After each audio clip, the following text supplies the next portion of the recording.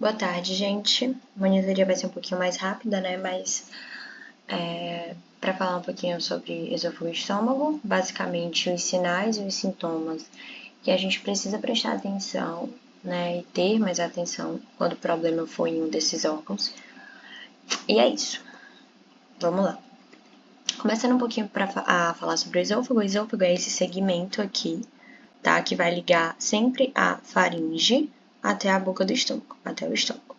Então, basicamente, ó, a faringe ela vai ser dividida em nasofaringe, que está mais perto do septo nasal, né, da cavidade nasal, orofaringe, mais perto da região oral, e a laringofaringe. É laringofaringe porque ela, tá, ela está próxima, né, está ligado tanto à laringe quanto à região da faringe, né? E a gente tem a parte do esôfago. Então, o esôfago é esse tubo que começa a ser desenhado a partir da laringofaringe, né? Então, ele se interliga a essa laringofaringe até o estômago.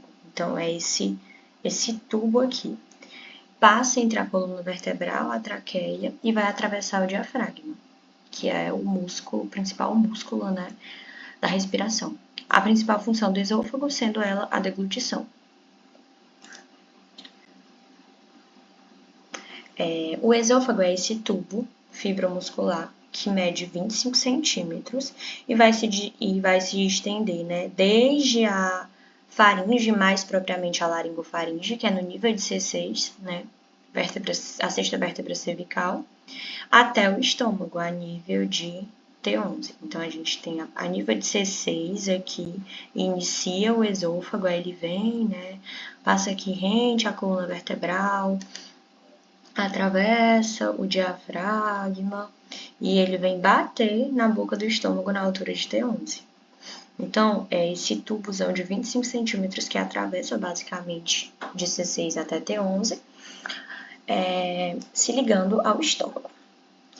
O esôfago ele vai ser dividido em 3 partes, né? Porque você vai ter uma parte que ela é torácica, está mais relacionada às vértebras, ou cervical, que está mais relacionados as vértebras cervicais, a torácica, que está mais relacionada às vértebras torácicas, né, que vai ser localizada no tórax, mais especificamente na região do mediastino, e a parte abdominal, que é quando ele atravessa o diafragma.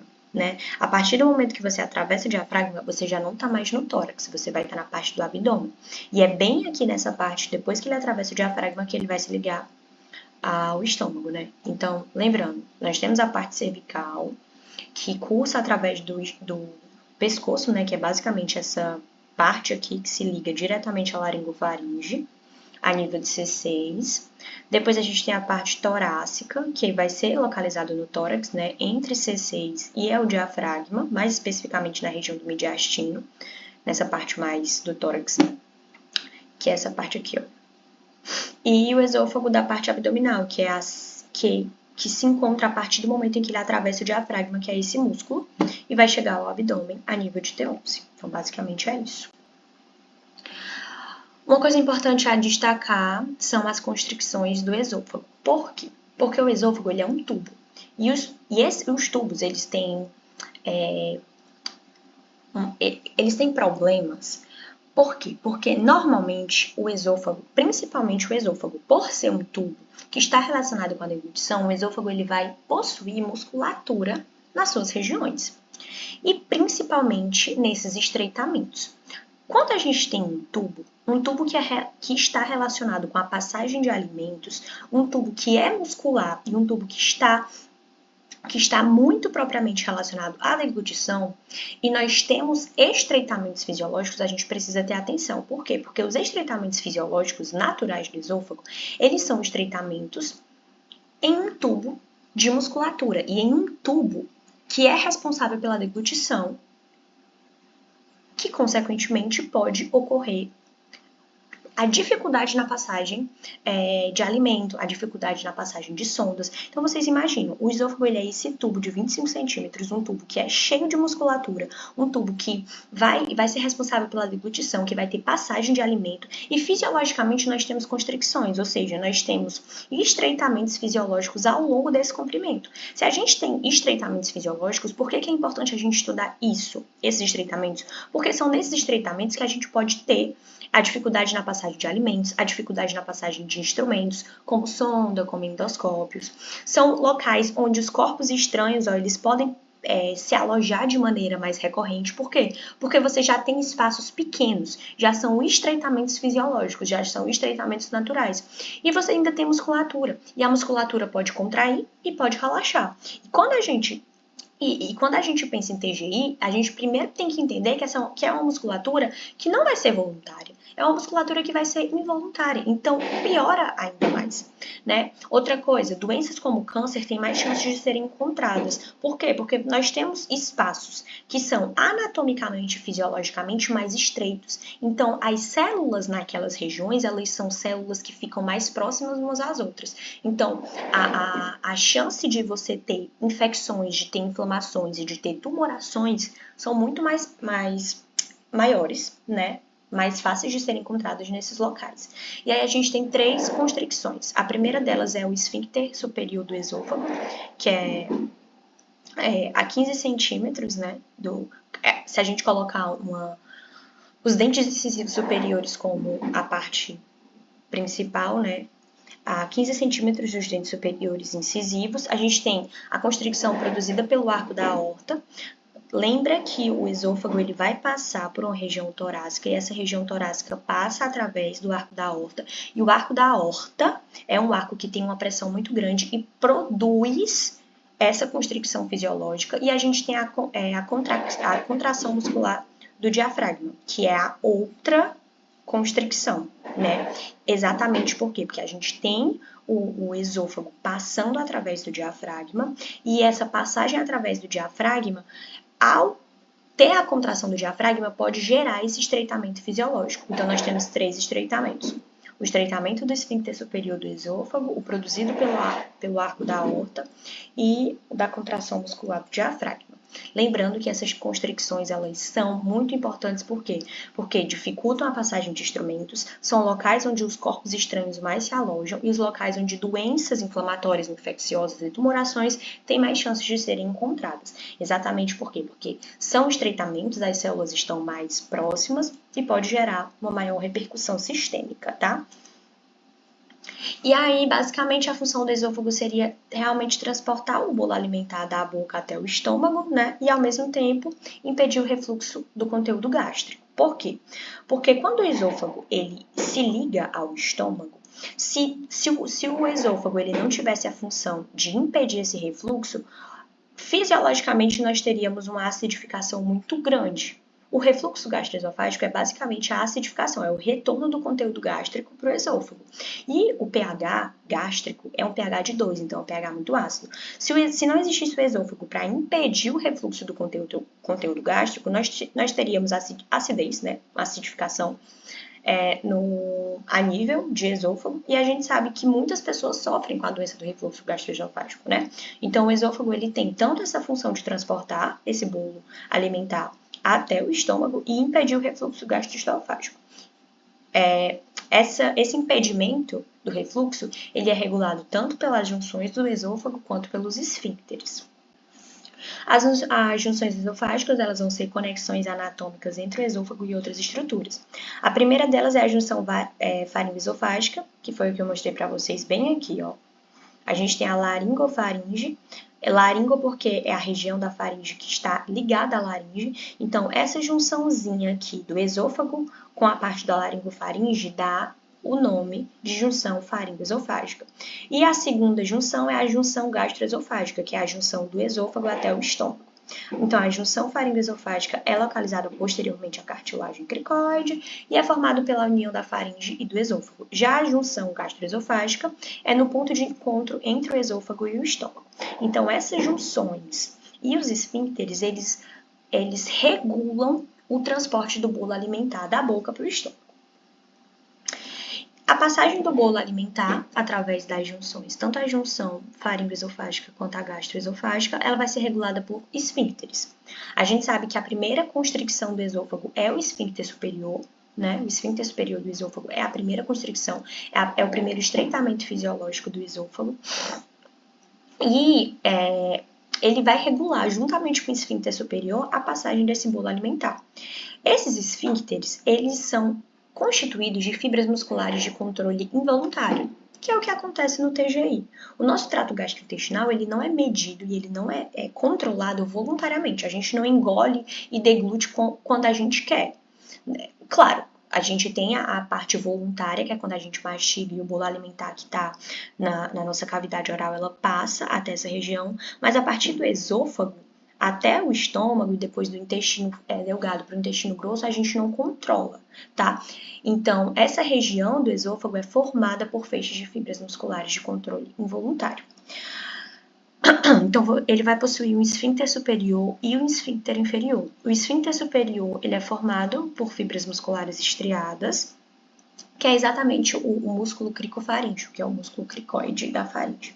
E de um esfíncter superior, que é constituído de fibras musculares lisas. Marina, não entendi. Tu acabou de me dizer que os feixes de fibras musculares que controlam os esfíncteres são de controle involuntário, mas tu tá me dizendo que as fibras musculares estriadas formam o esfíncter superior. Eu achei que fibra muscular estriada fosse de controle voluntário. Lembra que eu falei que existe uma parte da motilidade, existe uma parte da digestão que é de controle voluntário? A gente tem que, quando a gente está mastigando o bolo alimentar aqui na cavidade oral e a gente deglute, essa primeira ação, ela é uma ação voluntária. Sabe quando a gente deglute e a gente sente o bolo alimentar passando da nossa cavidade oral e descendo pela garganta? Essa parte aqui é de controle voluntário. Essa parte de controle voluntário é a parte que forma as fibras musculares estriadas do esfíncter superior.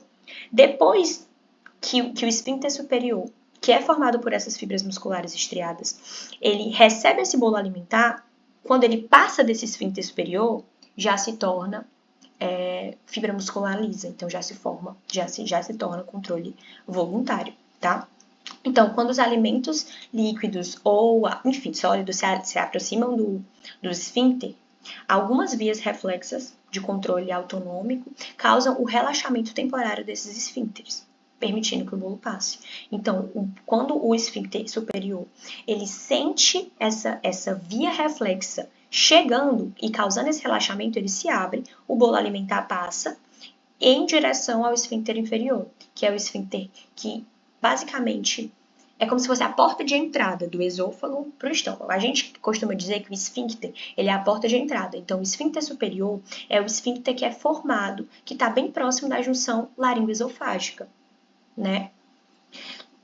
E essa junção é aquela junção que está próxima à parte da faringe, laringofaringe, e a parte do esôfago. Então, o esfíncter é sempre a porta de entrada, que separa um órgão de outro, tá? E eles são responsáveis pela regulação exatamente por quê? Porque os alimentos e os líquidos, quando eles vão se aproximando do esfíncter, as vias reflexas elas vão subir ao sistema nervoso, depois eles descem, causam esse relaxamento e a passagem do bolo alimentar.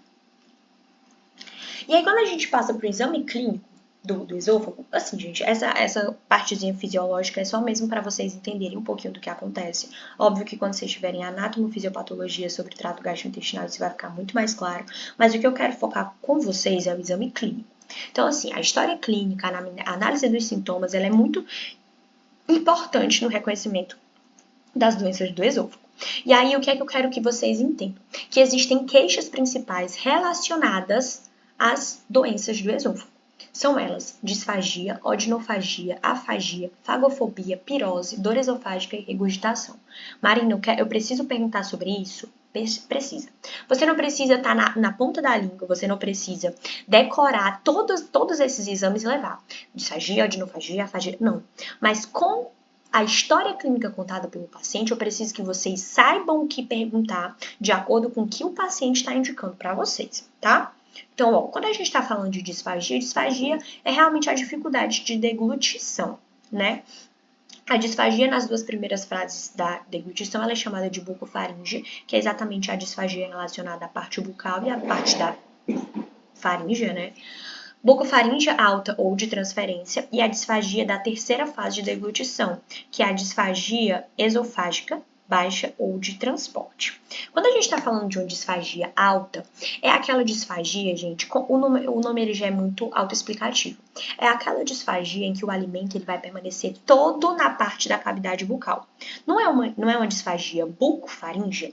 Então, disfagia alta, disfagia bucofaríngea é aquela disfagia em que o alimento ele está todo empelotado. E a pessoa, ela sente, eu sinto essa sensação assim de entalamento, parece que o bolo não desce, parece que ele tá todo na minha garganta. Isso é chamado de disfagia alta, bucofaríngea ou de transferência, que é quando o bolo ele fica mais ou menos nessa região. Quando o bolo tá nessa região, qual é o perigo? Broncoaspiração, tosse e regurgitação nasal. Então, quando o paciente ele inclusive, é uma coisa que você precisa perguntar. Você sente que essa disfagia, ela vem acompanhada de tosse? Você sente que você quis vomitar por causa dessa disfagia? Então, é uma disfagia em que o bolo alimentar permanece na região alta do esôfago. Quando a gente tem uma disfagia baixa, a gente sente uma sensação de parada alimentar no esôfago. E aí a gente vai sentir não aquele entalamento no nosso pescoço, na nossa assim, garganta. Parece que é um entalamento mais na região torácica mesmo, gente. Parece que é uma dor na região torácica, uma coisa que parece que é um empachamento, mas é um empachamento que você sente mais perto do tórax. Não mais tão perto da região alta, mas mais na região torácica. Como se fosse é como se fosse realmente um objeto preso aqui e você sente uma pressão, certo? Seria uma disfagia mais baixa. A odinofagia, gente, já seria a dor com a ingestão de alimentos. E aí, assim, essa odinofagia, ela pode vir isolada, ou seja, o paciente ele está sentindo essa dor e apenas essa dor, mas normalmente ele é associado à disfagia. Ou seja, normalmente o paciente que tem disfagia, dificuldade na deglutição, com o passar do tempo, essa dificuldade vai se transformando em dor. Por quê? Porque o paciente vai começar a forçar muito o bolo alimentar, né? A pessoa vai ficar querendo tanto escapar dessa sensação de ter alguma coisa presa que ela vai começar a forçar a descida do alimento. E aí a gente gera a odinofagia. O caráter da dor da odinofagia é variável, então você não tem uma dor que esteja sempre no mesmo valor e é quase sempre referida como uma dor urente e é empunhalada. A dor urente, gente, seria a dor que vai representar um grau mais intenso de pirose. Sabe aquela dor que a gente sente quando está no refluxo, quando a gente está sentindo pirose? A dor urente seria uma pirose quase que insuportável, tá? É como se fosse uma pirose piorada. E é muito frequente na esofagite péptica. A esofagite péptica, gente, é uma inflamação muito grave do esôfago, tá? E ela é muito exacerbada pela ingestão de alimentos ácidos ou condimentados. Então, essa dor urente é uma dor que representa um grau piorado né, do refluxo e quase sempre exacerbada quando o paciente ele ingere muitos alimentos ácidos ou condimentos. É basicamente a dor da odinofagia, que pode vir isolada, mas comumente associada à disfagia. A gente tem a afagia, que é uma obstrução esofágica completa. Você tem uma impactação, uma obstrução tão grave do bolo alimentar que você tem que correr. E realmente representa uma emergência médica, tá, gente? O paciente, não é que o paciente não consegue engolir, é que o esôfago está completamente obstruído. Aí a gente tem a fagofobia, que é exatamente o medo de você deglutir. E assim, gente, esse medo de deglutir, ele pode ocorrer em muitos casos associados à disfagia ou odinofagia, tá? O paciente, ele fica com medo de entalar, o paciente fica com medo de que doa, e aí acaba tendo esse medo de deglutir, mas também pode ocorrer em casos de histeria, de tétano, raiva, paralisia faríngea. basicamente desencadeado por medo de aspiração de alimentos ou comprimidos, que é exatamente o que eu falo para vocês. Normalmente muito associado à disfagia e odinofagia, tá? A gente tem a clássica pirose, né, que é a azia, o queimor ou a queimação, que é o principal sintoma do refluxo gastroesofágico. O que é muito importante vocês perguntarem? Eu vejo muito nas histórias de vocês que o paciente ele refere pirose, né? Mas eu quero muito que vocês perguntem e que é muito importante. Essa pirose, ela vem associada de uma odinofagia? Ela vem associada a uma disfagia? Essa pirose, ela é uma pirose que ocorre após a refeição? Quase sempre é após a refeição, tá? Outra coisa, a pirose ela é desencadeada quando o senhor come algum tipo de alimento, porque assim, a pirose, gente, ela é azia, ela é o queimou. Então, quando a gente tem doença do refluxo gastroesofágico, a primeira coisa que o gastro vai falar para vocês é: evite fritura, evite álcool, evite tabaco, evite comidas muito ácidas, evite café. E não é porque ele é ruim, mas é porque esses alimentos, eles pioram a acidez desse esôfago. Na doença do refluxo gastroesofágico, você já tem o retorno da secreção ácida, né? Do bolo ácido. Se você começar a se alimentar com comidas, né, com condimentos que sejam ácidos, aquela acidez vai piorar. Então, não basta só o retorno, né, o refluxo desse produto. Você ainda se alimenta de alimentos que ainda pioram ainda mais, né? Então, a pirose constante sugere insuficiência do mecanismo impediente do refluxo. Aí a gente tem a dor esofágica espontânea, que se distingue daquela dor quando a gente engole, porque ela não depende do ato de ingerir o alimento. Você pode ter a dor quando você ingere alimento, que seria mesmo a dor, a odinofagia, mas essa dor esofágica é uma dor que não depende de você deglutir, tá? Aí o que acontece, Marina? Por que essa dor ela é causada? Ela pode ser causada por mudanças do pH intraluminal do esôfago. Você pode ter uma mudança no pH por causa de uma infecção, por causa de uma inflamação. Você pode ter uma atividade motora anormal. Pode ser que a motilidade do esôfago esteja deturpada. Pode ser que os alimentos eles não estejam conseguindo passar de forma adequada, causando essa dor, causando causando mesmo esse processo, né, de dor. Ou os processos inflamatórios, neoplásicos, tudo isso. Aí a gente entra, gente, na parte da esofagite péptica, né, que foi até a doença que eu falei para vocês, que era uma doença que quase sempre e que comumente causava essa dor urente. A esofagite péptica, gente, ela é muito... na esofagite péptica é muito comum essa dor urente, que é essa dor piorada da pirose, né? Nos distúrbios motores do esôfago, ou seja, os distúrbios de motilidade, que são aqueles distúrbios que pioram, que agravam e que dificultam a passagem do bolo alimentar até o estômago, essa dor esofágica ela vai ser uma dor incólica, constritiva ou dilacerante, que é exatamente o que eu falei para vocês. A dor urente é aquela dor insuportável. É aquela dor que parece que está pipocando alguma coisa dentro do seu tórax. Por quê? Porque ela é incólica, ela é empontada mesmo. E parece aquela dor de constricção.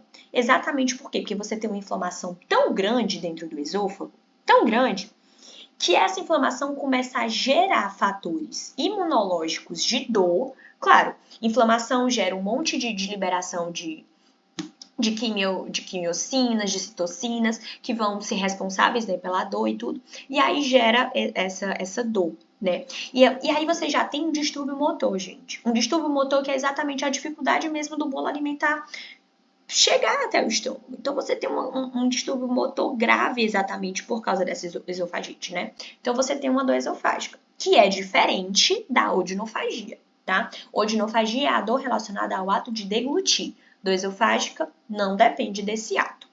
A gente tem a regurgitação, né? Que é a volta do alimento, a volta das secreções contidas no esôfago, no estômago. E assim, é uma coisa que é muito importante. Você na regurgitação, você não tem náusea. A gente vai ver, quando eu estiver falando de estômago, a gente vai ver que a náusea, ela é quase que precedida pelo vômito. Mas na regurgitação você não tem náusea e não tem participação dos músculos abdominais. Sabe aquela força que você faz quando você vomita? Que quase sempre o vômito, né, ele vem depois de uma náusea. Isso não tem na regurgitação. A regurgitação, ela é uma volta de alimento onde você não tem algo que chame a atenção, porque normalmente antes de você vomitar, você tem náusea. Na regurgitação você não tem, e não tem a participação dos músculos abdominais. Aí as causas de regurgitação podem ser mecânicas ou podem ser motoras, né? Causa mecânica estão relacionadas a obstruções, estenoses, neoplasias, e essas obstruções, elas vão impossibilitar que o bolo alimentar chegue até o estômago. Então, você vai ter a volta desse alimento por causa dessa obstrução. Ou pode ser uma causa motora, ou seja, a motilidade do esôfago está prejudicada. E aí, você tem espasmos difusos que fazem com que essa motilidade que esteja prejudicada retorne o alimento. Lembrando, não tem náusea, porque não é algo que o seu sistema nervoso ele perceba que precisa colocar para fora. E não tem a participação dos músculos abdominais. Até porque nem chegou no abdômen, né, gente? Ainda tá aqui nessa parte do esôfago. E aí a gente tem as eructações, né? A eructação esofágica ela é um tipo específico de arroto, que não vai envolver gás no estômago, mas sim o ar que é engolido e rapidamente expelido antes de chegar. É diferente. Quando você tem o arroto, gente, o arroto é a volta do gás que chegou no estômago. Tanto que quando você arrota, você sente o cheiro daquela comida que você se alimentou. Exatamente por quê? Porque já deu tempo chegar aqui, já deu tempo que as secreções gástricas agirem, e aí você retorna o gás, né? Só que a eructação esofágica não é o gás do estômago. É um tipo bem específico de arroto que não tem esse gás no estômago. Não é o arroto que a gente está acostumado. É um gás que não chega no estômago, tá? Quando ele fala que não constitui sintoma próprio das doenças do esôfago, é que não é constituído necessariamente de problemas do esôfago, tá?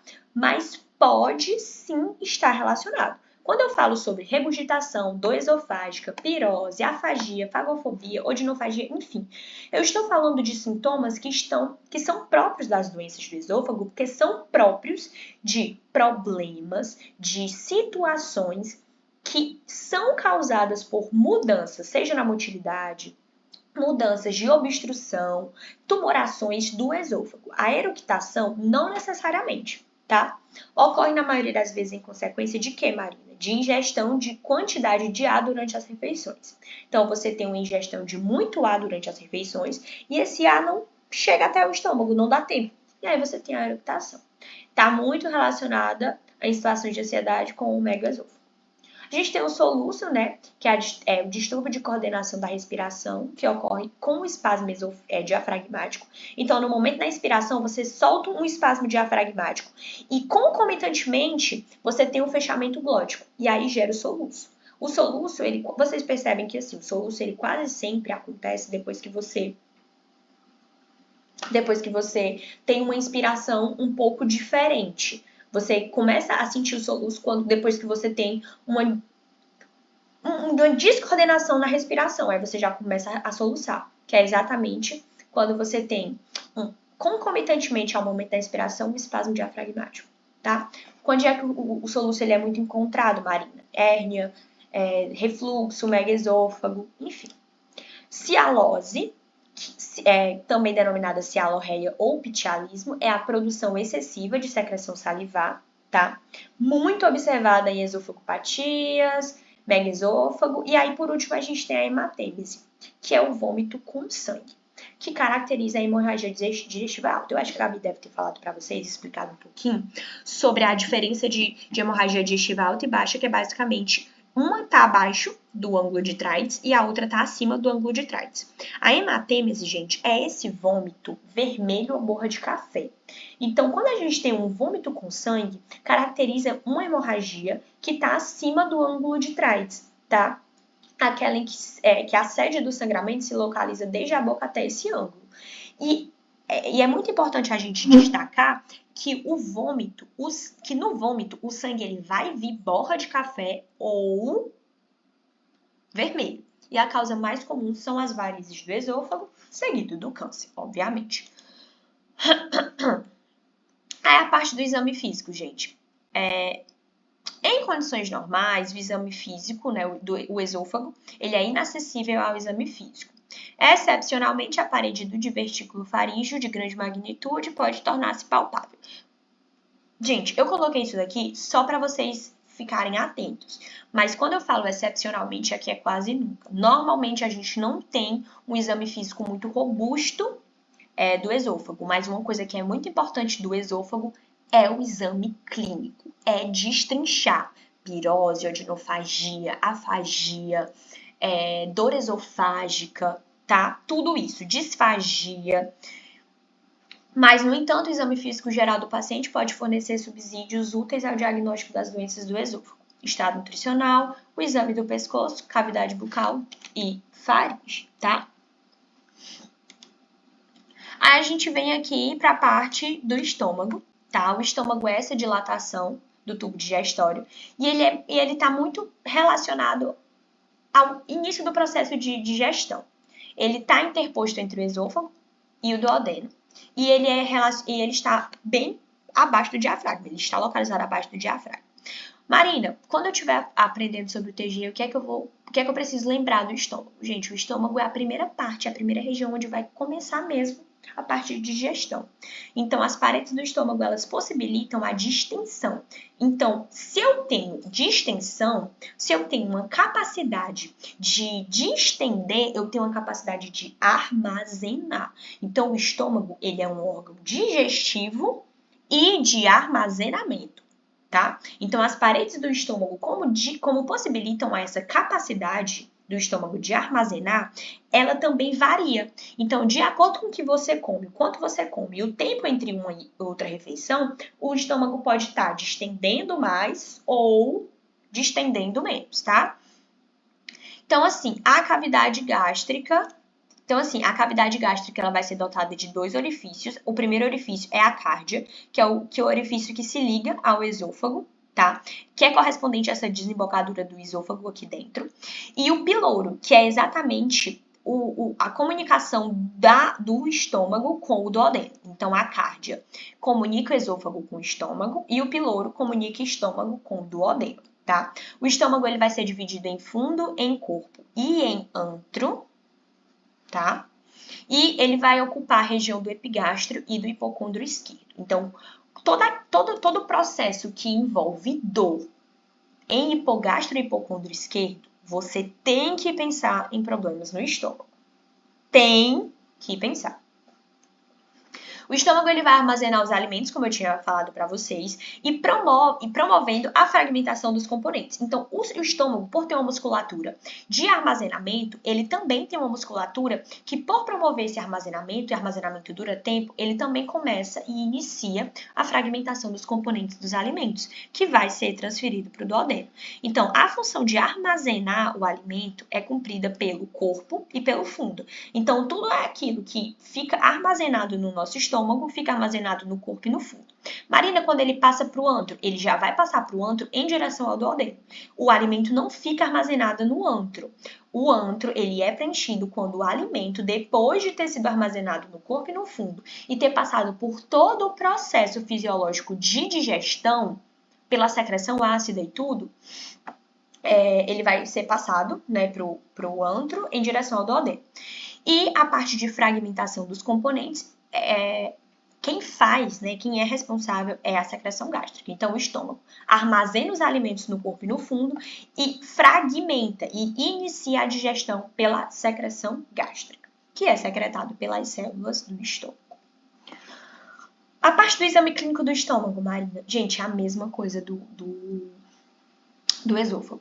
A anamnese, ela vai fornecer muito mais do que o exame físico. Lembrem que o exame físico ele é muito importante para órgãos visíveis e para órgãos palpáveis. Quando a gente fala do exame físico de tireoide, a gente palpa a tireoide. Quando a gente fala de um exame físico de linfonodo, nós palpamos os linfonodos quando temos uma linfonodomegalia. Mas quando a gente está falando de um exame físico para estômago, um exame físico para estômago, por exemplo, quando é que o exame clínico, ou quando é que o exame físico ele vai ser importante? Quando tiver alguma tumoração que consiga, por exemplo, vencer e aparecer na parede, tá? No geral, os órgãos do TGI, eles estão muito mais relacionados ao exame clínico, a uma anamnese, do que propriamente o exame físico, tá? E aí, quais são as perguntas que devem ser feitas, Marina, no exame clínico do estômago? quais são as manifestações da doença, duração, a intensidade, a frequência com que aquele sintoma começou, né? Quais foram os fatores desencadeantes e agravantes, quais foram os fatores de melhora, se tem alguma presença de outro sintoma associado, quais são as evoluções dos sintomas ao longo do tempo, qual é a sua relação com a alimentação, piora com a alimentação, melhora?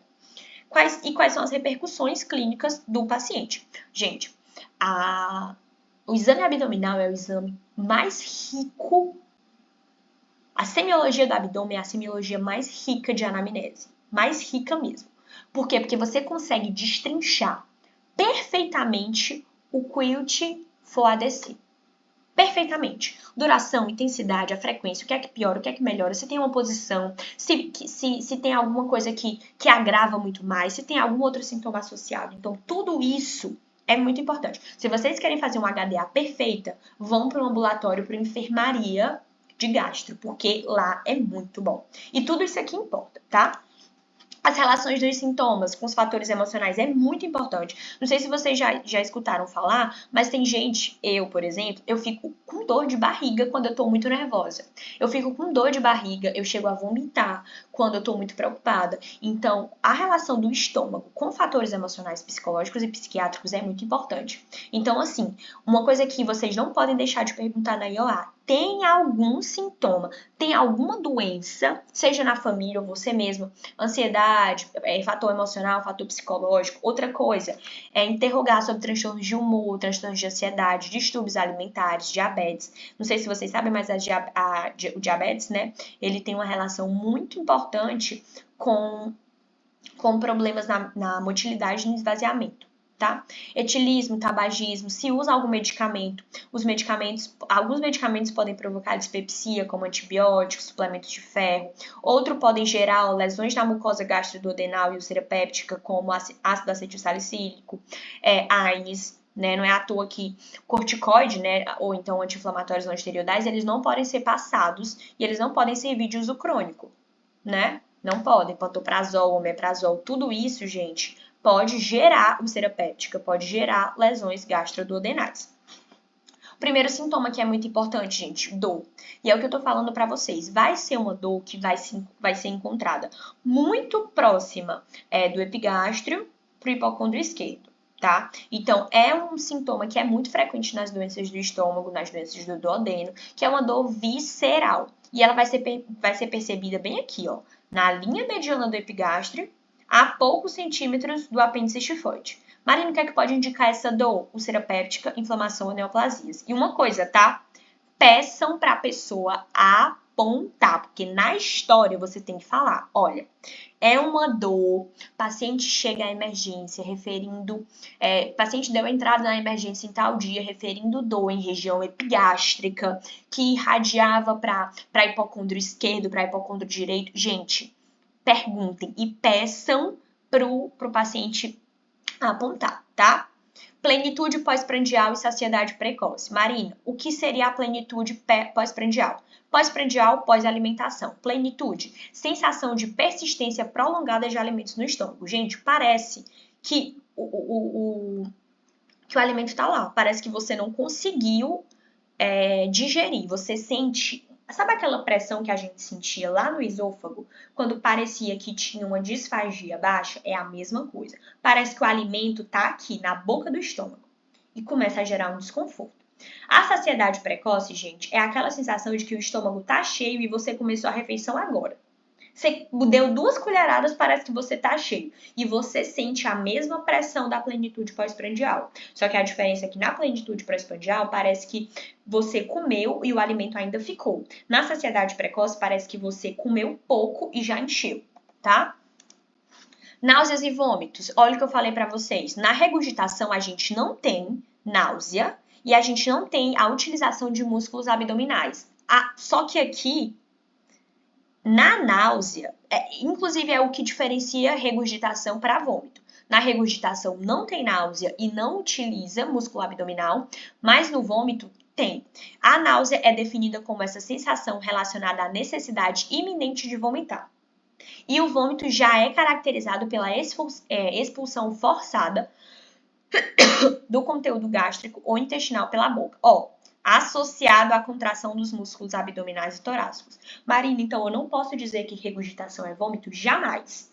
Primeiro, por quê? Porque não tem náusea associada. Segundo, porque não utiliza músculos abdominais e nem torácicos. Não utiliza músculo, tá? Então, aquela dor que a gente sente, porque muita gente fala que sente dor vomitando, que é uma sensação horrível. E é mesmo, porque você contrai músculo abdominal e torácico para expulsar aquele alimento que não devia estar aqui.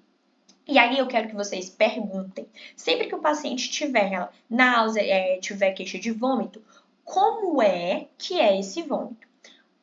Marina, como é que o vômito pode vir para o paciente? O vômito ele pode vir com alimento, e é importante. Se é um vômito que vem com alimento, pode ser sugestivo de estase gástrica, obstrução pilórica ou duodenal. Então, o paciente, gente, nem chegou aí, o alimento, ele nem chegou aí para o duodeno. Por quê? Porque você vomita pedaços de comida, pedaços de carne, tá? Então, vômito com alimento ingeridos horas antes é sugestivo de estase gástrica, obstrução pilórica ou duodenal. Então, você tem uma obstrução lá no piloro, impedindo que o alimento chegue no duodeno, ou no próprio duodeno, impedindo que o alimento chegue propriamente no intestino, né? O vômito, ele pode ter vindo com bile. E aí você vai perguntar se o vômito é amarelado, se o vômito é esverdeado. E quando você tem um vômito que é amarelado e esverdeado, pode sugerir uma obstrução intestinal alta, antes do ângulo de Treitz. Outra coisa, o vômito não veio com alimento, o vômito não veio verde ou amarelo, mas o vômito pode vir com sangue. Pode ser uma hematêmese, pode ser uma úlcera, pode ser um câncer, tá? Tudo isso você tem que perguntar. Marina, quando eu tenho um vômito com alimentos ingeridos horas antes, quando há dificuldade no esvaziamento gástrico, que é o esvaziamento do estômago para o duodeno, os alimentos eles vão permanecer no estômago por mais tempo do que o normal. E quando eles permanecem por mais tempo do que o normal, vocês já ouviram falar que o estômago ele é o segundo cérebro. Então, milhares de vias reflexas vão mandar sinapses, vão mandar sinais elétricos, e aí esses sinais elétricos eles vão querer esvaziar aquele estômago que não deveria estar cheio, tá? E aí a gente tem um vômito com restos alimentares. Por isso que aqui ele falou, ó, você tem restos alimentares, então o alimento nem chegou a ser digerido no intestino. A gente sabe que o alimento ele é digerido propriamente dito no intestino. Inicia-se o processo de digestão no estômago, né, com a secreção gástrica, mas ele propriamente é quebrado, as proteínas são quebradas, propriamente dito, os carboidratos são quebrados, propriamente ditos, no intestino. O processo de quebra de proteínas inicia-se no estômago, mas ele finaliza no intestino, junto com a quebra de gorduras, junto com a quebra de carboidratos. Então, a quebra daquelas moléculas mais difíceis de serem quebradas, elas terminam no intestino. Então, quando você tem o vômito com alimentos, quer dizer que aqueles alimentos eles começaram a serem digeridos, mas eles nem chegaram ao intestino. Por quê? Porque eles ainda têm pedaços, né? Eles ainda estão em sua compostura normal. Então, eles não chegaram. E se eles não chegaram no intestino, é porque a gente tem uma obstrução antes daquela região, antes de chegar. Por isso que é uma estase gástrica, obstrução pilórica ou duodenal. Quando você tem quantidades elevadas de bile no vômito, ou seja, o vômito ele é verde amarelado, verde esverdeado amarelado, por que a gente sabe que sugere uma obstrução ou sugere uma hemorragia intestinal alta? A bile ela vai ser secretada no duodeno, tá? Então, se o vômito contém bile, significa o quê? Que o conteúdo duodenal está refluindo para o estômago e sendo expelido. Por quê? Porque se a bile é secretada no duodeno e se no vômito tem bile, quer dizer o quê? Que o intestino, ou que o bolo alimentar, que o vômito, ele veio do duodeno. Se o vômito tem bile e a bile é secretada do duodeno, quer dizer que o vômito veio de onde? Do duodeno. Por quê? Porque deu tempo da bile ser secretada e entrar dentro do vômito, tá? Então, significa que o conteúdo duodenal está refluindo para o estômago e sendo expelido. Então, isso descarta o quê, Marina? Uma obstrução gástrico-pilórica. Por quê? Porque se eu tivesse uma obstrução gástrico-pilórica bem aqui, vocês concordam comigo que o vômito não seria bilioso, Se a bile é secretada bem aqui, se eu tivesse uma obstrução bem aqui no piloro, não daria tempo e não seria possível o resto alimentar chegar até aqui para a bile ser secretada. Mas como o vômito é esverdeado, é amarelado e é bilioso, quer dizer que não pode ser uma obstrução aqui. Vai ser uma obstrução mais alta, claro, mas não vai ser uma obstrução pilórica nem gástrica, tá? Basicamente é isso. Então, nesses casos, o vômito não costuma conter bile. Aí, basicamente, o que é que a gente tem, Marina? A gente tem um trânsito intestinal, um trânsito que já chegou no intestino obstruído.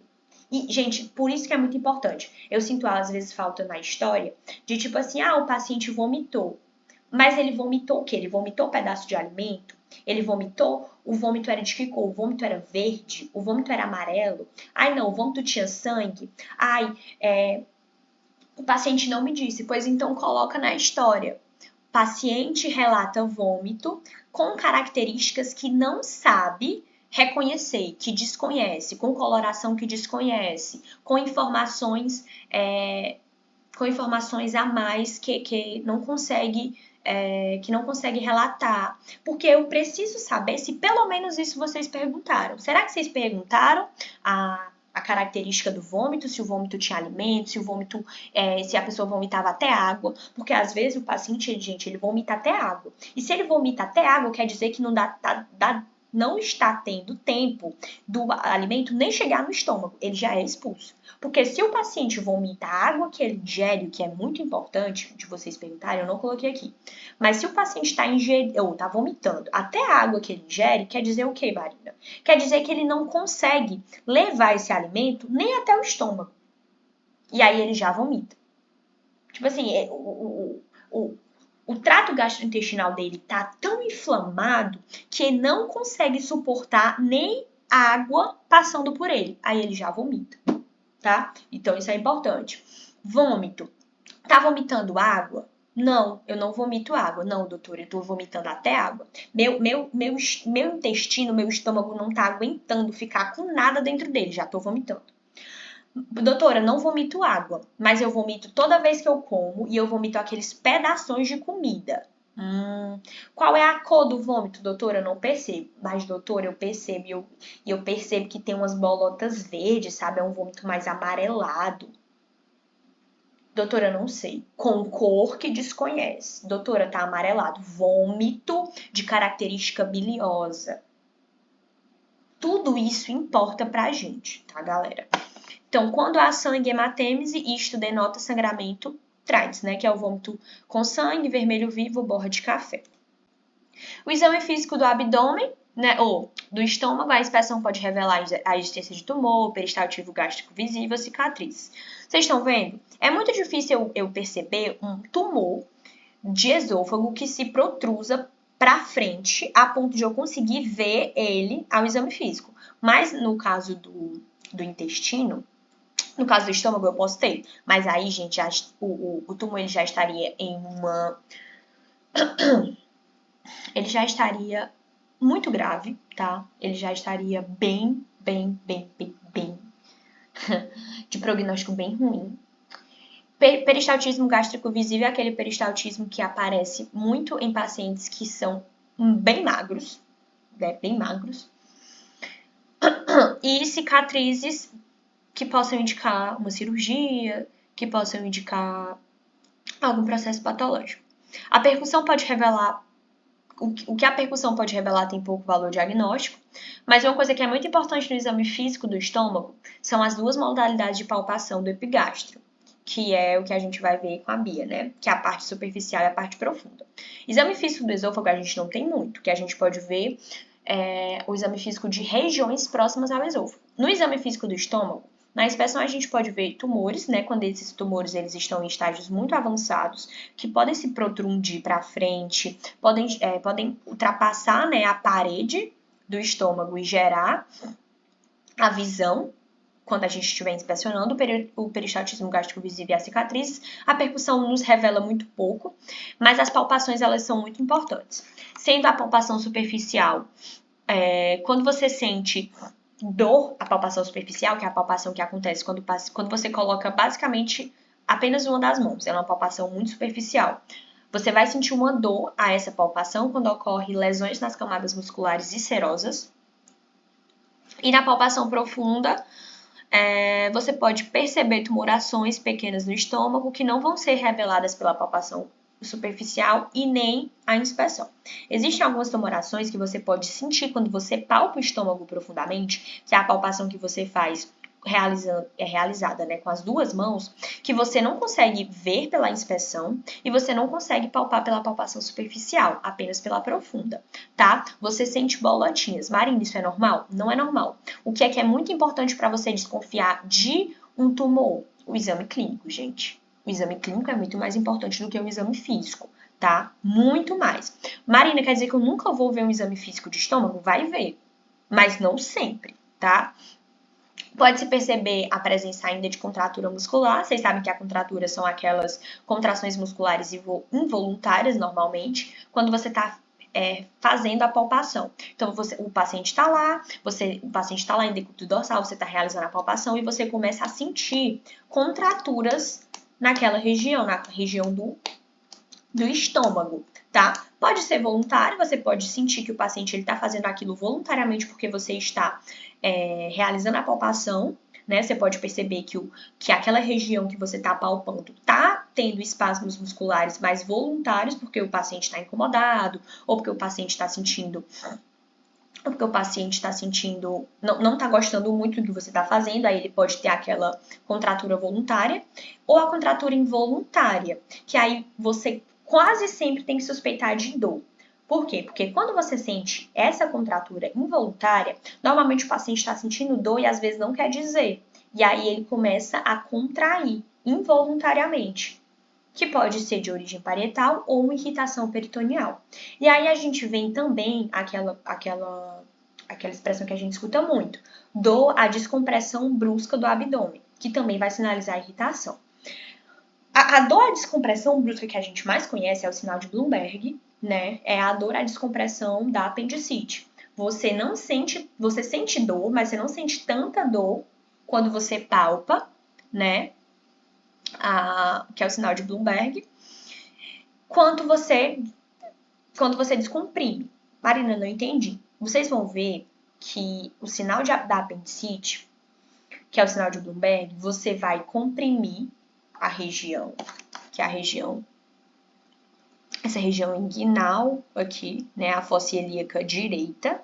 Você comprime essa região e o paciente sente dor. Mas quando é que o paciente vai sentir mais dor? É quando você comprime? Não, é quando você descomprime. Porque no momento que você descomprime, o paciente ele sente uma dor absurda. É como se você estivesse segurando quando você comprime, é como se você estivesse segurando aquela inflamação. No momento que você descomprime, você afasta. E aí dói muito. Então, essa dor à descompressão brusca do abdômen também sinaliza uma irritação peritoneal. Então, você pode estar aqui realizando a palpação do paciente, palpando superficial, palpando profundamente. O paciente está sentindo uma dor, mas não é tão forte. Mas no momento que você descomprime, retira a palpação, o paciente chora de dor. Marina, eu achei que essa dor à descompressão brusca só existia aqui no apêndice. Não, gente. Se você sentir essa dor à descompressão brusca em qualquer parte do abdômen, é uma dor que vai sinalizar irritação peritoneal.